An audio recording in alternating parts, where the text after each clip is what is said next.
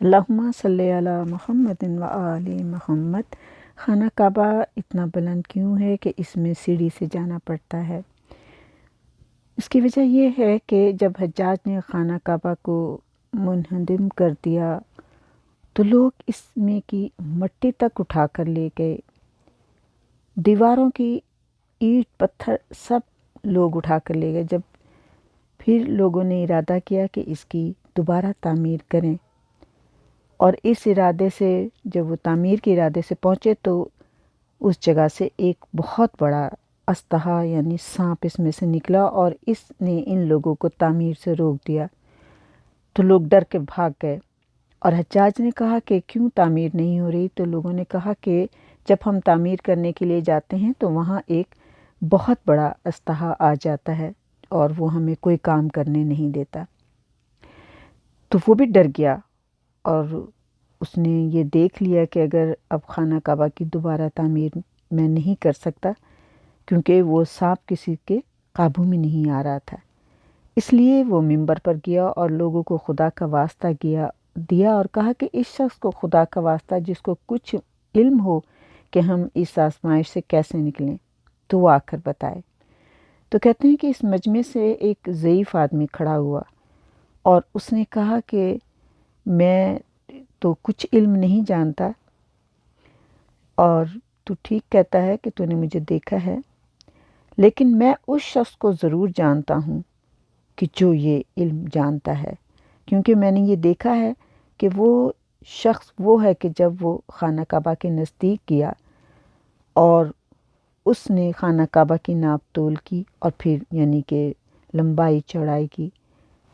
اندازہ کیا اور واپس چلا گیا، لیکن اسے سانپ نے کچھ نہیں کہا۔ تو حجاج نے پوچھا وہ کون شخص تھا؟ تو اس بزرگ شخص نے جواب دیا کہ وہ علی ابن الحسین تھے۔ حجاج نے کہا ان کو بلایا جائے، چنانچہ جناب حضرت علی ابن الحسین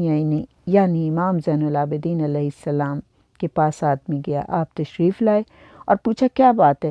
حجاج نے کہا اللہ تعالیٰ نے خانہ کعبہ کی تعمیر روک دی ہے۔ آپ نے فرمایا اے حجاج، تم نے حضرت ابراہیم علیہ السلام و حضرت اسماعیل علیہ السلام کے تعمیر کردہ گھر کو توڑ دیا اور پھر اس کی تمام چیزوں کو بیچ سڑک پر پھینک دیا اور اس کو اس طرح مٹایا جیسے یہ تمہارا گھر تھا، اور اب تم ممبر پر جاؤ اور لوگوں سے اعلان کرو، اس لیے کہ وہ سانپ اس جگہ سے نہیں جائے گا، اور لوگوں کو کہو اور انہیں خدا کا واسطہ دو کہ جو شخص یہاں سے جو کچھ بھی لے گیا ہے، مٹی لے گیا ہے، پتھر لے گیا ہے، وہ سب اسے واپس کر دے، ورنہ یہ سانپ یہاں سے نہیں جائے گا۔ حجاج کے ظلم کو تو ویسے بھی لوگ جانتے تھے۔ جب اس نے ممبر جا کر یہ اعلان کیا اور پھر خدا کا واسطہ دیا کہ جس نے جس قدر مٹی وغیرہ یہاں سے اٹھائی ہو وہ سب واپس لا کر یہاں رکھ دی جائے، چنانچہ وہ مٹی واپس ہو گئی، کیونکہ یہ مٹی بھی وہ تھی جو جناب ابراہیم اور اسماعیل نے استعمال کی تھی۔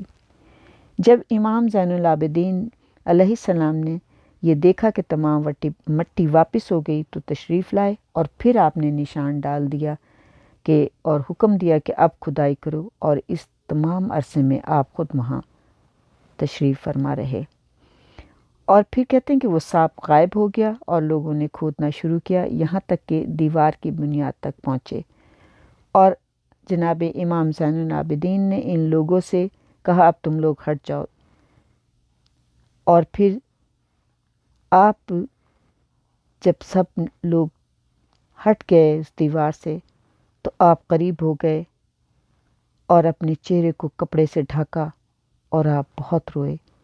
پھر خود اپنے ہاتھ سے اس کو مٹی سے ڈھانپ دیا اور حجر اسود کو وہاں جو اس کا مقام تھا وہاں پر رکھا، اور کام کرنے والوں کو بلایا اور کہا کہ تم لوگ اس دیواروں کی بنیاد رکھو۔ پھر جب 4 دیواری بلند ہو گئی